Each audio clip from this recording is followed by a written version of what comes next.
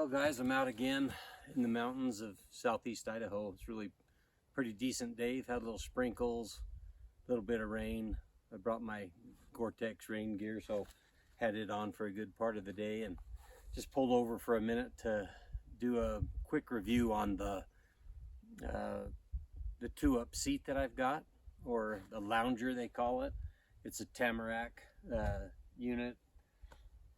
Decent, but I've got a lot of complaints about it, so I'll show you what those are. But anyway, welcome to another video, and we'll take a look at this. Okay, so this is that box I'm telling you about. Somebody asked about how much the two-up box was in one of the other videos that had a brief clip with it in it. But this one I ordered seemed like it was right around 300 bucks. I wanted to get a real good quality one. I ordered one originally from Cabela's, and when that came in, I just really wasn't happy with the quality of it, the size of it, nothing. I didn't like any part of it, so I took that one back and got this one, and it's real comfortable as far as the seat goes. So, but there's just quality issues with it that make me real dissatisfied with it. I don't even know really what to do with some of it, but anyway, it mounts on nice and solid. You can ride people on there. I do. That's what I got it for. They tell you not to.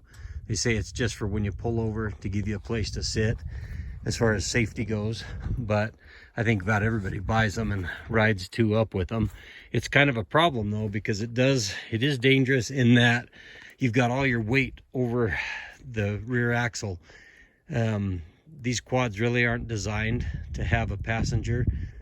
All the warnings on them, as you know, say no passenger, and so you're kind of running a risk when you do it, but a lot of people do. I think if you're on some even terrain, it's not too bad. This one's got a couple buckles that secure it. They're not too good a quality. I wish they would have put on them one of those, a deal right here where you could put a padlock through it to lock it, because this lock is my biggest complaint. It's a real joke. A lock does nothing. I'll show you why. But anyway, when you open it, you've got some decent space. With these, you don't get as much space as you'd think because of the shape of them. I mean, I've got in here, I've had my tripod in there. I've got some coats, I've got my binoculars, just some other stuff, flashlight, my GoPro bag, some rain gear, snacks, water. You can fit quite a bit, and there's some stuff, if you had something, you could roll up and tuck it up in that area there. But you really, you know, just an open rack on the back is better as far as space goes, but everything you have is going to get wet. And a lot more dusty. You're gonna have to bungee cord it down. These are not waterproof, so when I get home tonight, I'm gonna dust proof this with some weather sealer around this area here, and then when I close it, that'll bind up on this and this part here, it'll bind up on this ridge, and then it should make it more dust proof. But as it is, I get a lot of dust back in here. Today the roads aren't bad. It's been raining and wet, so it's not too bad today. But this is where the problem is. This stupid little lock. It's really a low quality kind of piece of garbage thing. It just flops around. I don't know if you can tell, but it's just kind of a cheapy little thing. But what happens is that little, this little tog or tag or whatever you want to call that little piece of metal is supposed to come down and secure into this opening right here. But you can see it's way too big. This thing's not even an 1/8 inch thick, and this is probably a 1/2 inch. So even when it's locked, you can pull it up and down a lot without it, you know, before it even engages. If somebody wanted in there, they'd totally just pry it open with no problem at all. So the lock is a piece of junk. Another thing I don't like about it is when I got this one, I just wasn't real pleased with the quality. I don't know if you can see, but right in here, it just looks all jagged and like when they made it, it melted or something. It's never caused me a problem, but it looks to me like it would almost lift out of there. On the other side, it's a lot better. You can see the hinge on this side. There's no, it's much more smooth. You don't see rough edges like that. But to me, it's just a indication of kind of poor quality control when they make it.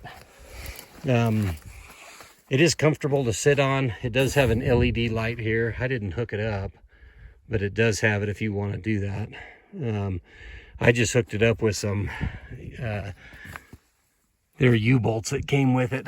You can kind of see one of them right there. But it's not real easy to do because you don't have a lot of room to get your fingers in there. But you can do it. You can get it on. If I can do it, anybody can do it.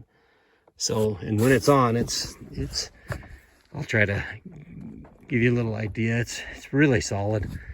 So that's not a problem. Anyway, I don't think I'd buy this one again. Maybe a different brand. I've got a plan to put in here. I'm going to turn it upside down and pour in some JB plastic weld. And then I'm going to sand it down and file it down so there's just a small opening so the lock will actually do something. The lock didn't even work when I first got it. You can see this edge right here. I had to cut it out with a knife, shave it way down so it would even work. I tried first bending this piece up to clear that bottom, but when I did, it was even worse.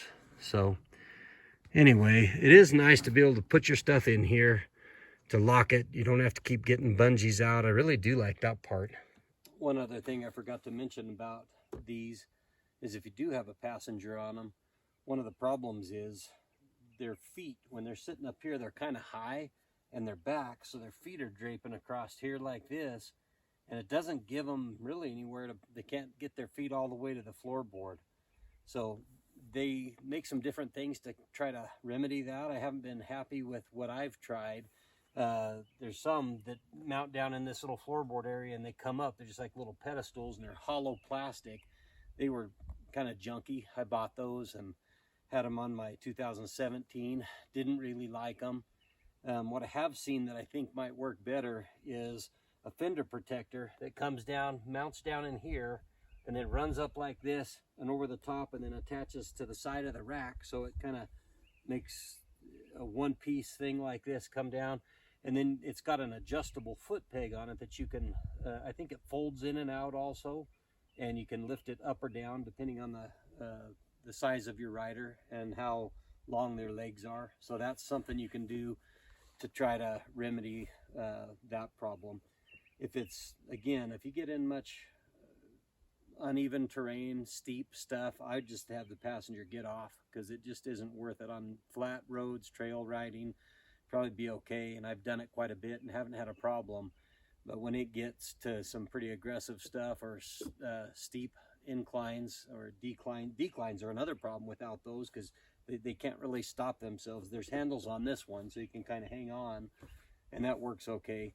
But you can see that it's, you know, if I sit back up on this part here, my feet, even me, I'm almost 6 feet and my feet aren't touching the ground. It's not too bad. The rider's feet have plenty of room still.